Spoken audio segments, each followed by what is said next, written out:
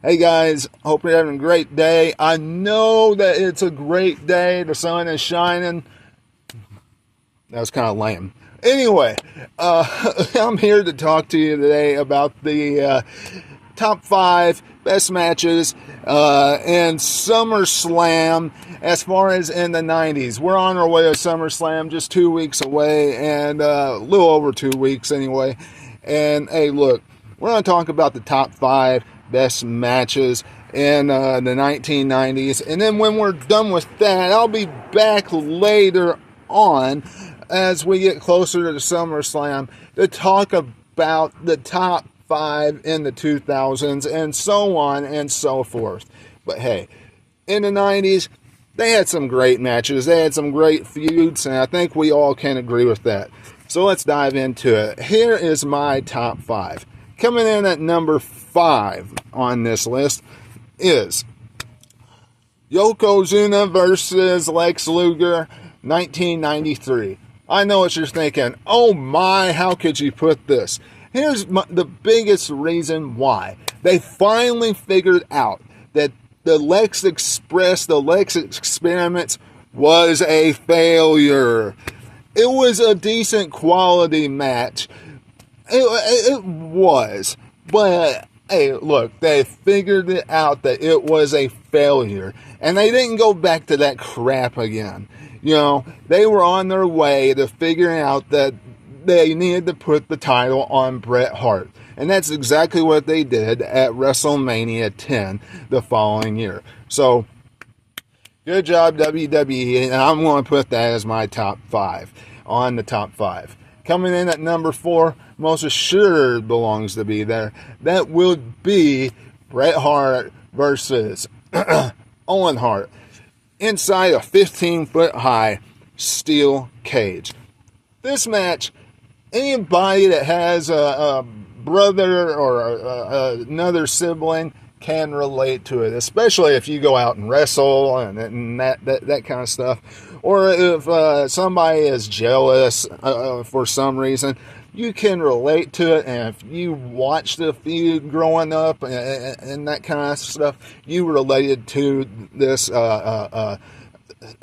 rival that they showed in 1993 into 1994.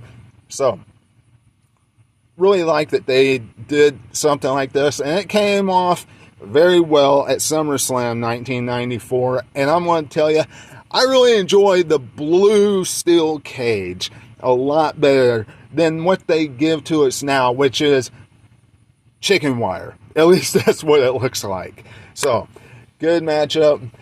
Definitely should have went after The Undertaker versus The Undertaker. Once again, Bret Hart, except this time it's Bret Hart versus Mr. Perfect, 1991 SummerSlam. Any match that he had, it seems like it turned into a very good matchup. He had good chemistry with people. Yes, I know, it seems like you're saying, oh, Webby, you're just a Bret Hart fan. No, I'm not. He had good chemistry with people, but some of his rivals I thought were kind of boring. Okay? But, hey, look, Bret Hart, Mr. Perfect, could you say anything wrong with that match back in 1991? As far as the match quality of it, that was the best match on the card. Sure, they had the Triangle of Terror versus Hulk Hogan and the Ultimate Warrior. Sure, they had Macho Man Randy Savage and Miss Elizabeth getting married. But match quality, Mr. Perfect and Bret Hart. Let's just face it. Coming in at number 2, Austin versus Owen Hart. Hey, I know you're saying there wasn't much to that matchup. No, there wasn't. Owen Hart dropped Stone Cold on his neck. He dropped him right on his neck, right on his skull, and his neck was broke. I understand that. Makes perfect sense why you thought there wasn't much to this matchup. Okay? Makes perfect sense. But, hey, look, I'm going to tell you. Look what came out of this match. Stone Cold Steve Austin getting his first IC title. Austin continuing to add layers to his success.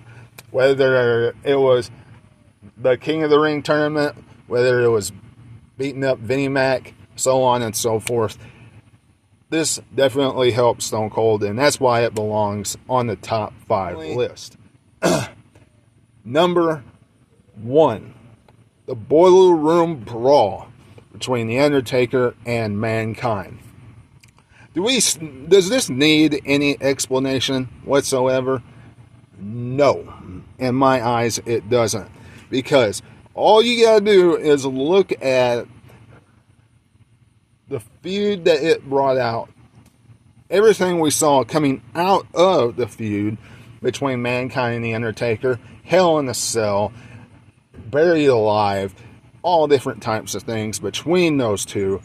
Paul Bearer turning on The Undertaker after so many years of being his manager. This definitely was the number 1 match, number 1 feud in 1990. Okay? There's no arguing that.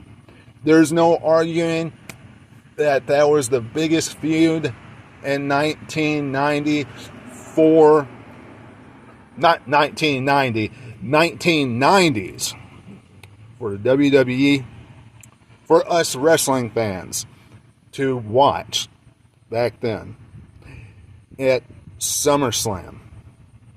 Y'all let me know what you're thinking in the comments below. Subscribe to the channel today. Hit the bell button. If you're watching this on TikTok, make sure you follow me on TikTok. Follow this. Give me a big like as well and comment. But guys, until I see you again, this is Webby. I'll catch all of you on the other side. Talk to you later.